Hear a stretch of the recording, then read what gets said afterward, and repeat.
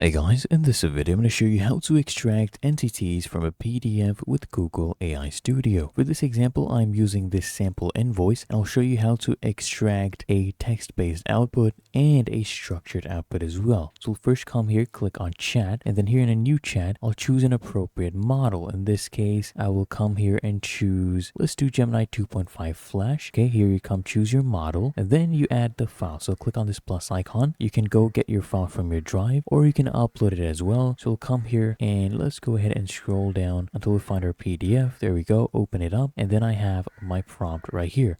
So I'm being very specific with what I need. I have made clear the persona as well, what to do, what to extract, and how the response will be structured. And I also have right here what not to do. Okay, so I'll click here on run and let's give Google AI Studio some time. There you go. It gave us our answer in about 6 seconds and 4 columns exactly as we requested: company name, invoice number, date of issue, and total amount due. And if you want a structured output, you can just open up a new chat.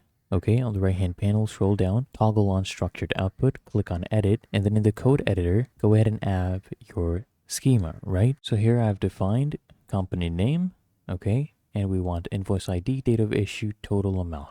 So these are the things that are required. I have the file added and a very simple prompt, as you can see: analyze the provided PDF document, extract all instances of company name, invoice number, date of issue, and total amount due. The output must be a single JSON response that strictly adheres to the schema provided in the configuration. So go ahead and run this, and here you go. That is how to extract entities from a PDF with Google AI Studio.